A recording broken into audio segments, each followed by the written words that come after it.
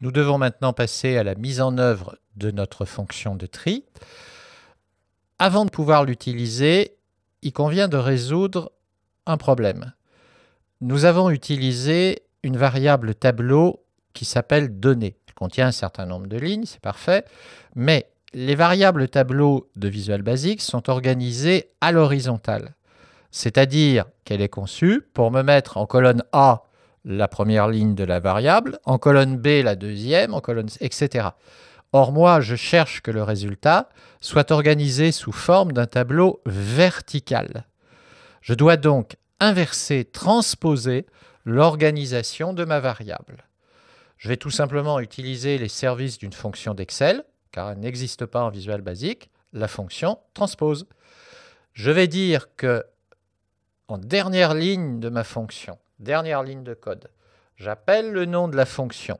Pour l'instant, je ne l'ai pas encore rempli ce nom. Trier plage. Pour l'instant, il est toujours vide, parce que les valeurs, elles sont dans la variable donnée.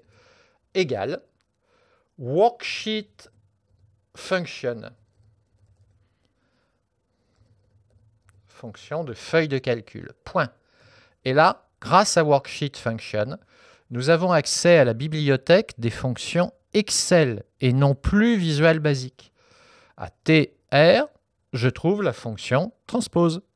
Je valide en tabulant, on ne fait pas la touche entrée, j'ouvre une parenthèse et j'appelle le tableau données. Je vais sur la ligne suivante, j'observe le passage en majuscule, débogage compilé, enregistré. Il me reste à retourner dans Excel et à poser en B1 ma formule de calcul. J'appelle fx, trier plage, OK. Je sélectionne la plage qui va de A1 à A7. Parfait. Je vois déjà dans la réponse que j'obtiens bien un tableau qui m'apparaît être trié dans le bon ordre. Je fais OK.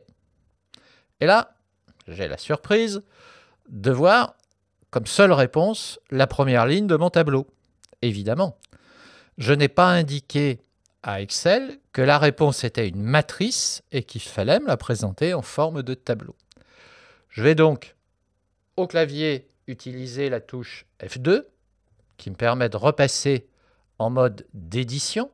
Et vous voyez que mon point d'insertion clignote à la fin de ma formule de calcul.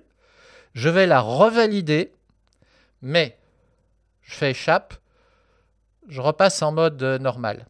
Ce que j'ai oublié, avant de valider, c'est qu'il faut sélectionner depuis B1 jusqu'à B7 pour faire en sorte que ma validation se propage bien, recopie bien la formule jusqu'à la dernière ligne. Je refais donc F2, passage en mode d'édition. Le point d'insertion clignote. J'aurais pu cliquer avec ma souris dans la barre de formule. Je revalide, CTRL, SHIFT, majuscule, Entrée. Et là, je vous renvoie au manuel d'Excel. Ça a pour effet de transformer ce résultat en une matrice. Vous voyez que ma formule de calcul est maintenant encadrée par des accolades. Donc c'est un tableau qui forme un tout et dont Excel ne peut pas gérer séparément les différents éléments. Mais je vois maintenant en colonne B le résultat de mon tri et qui devrait être dynamique.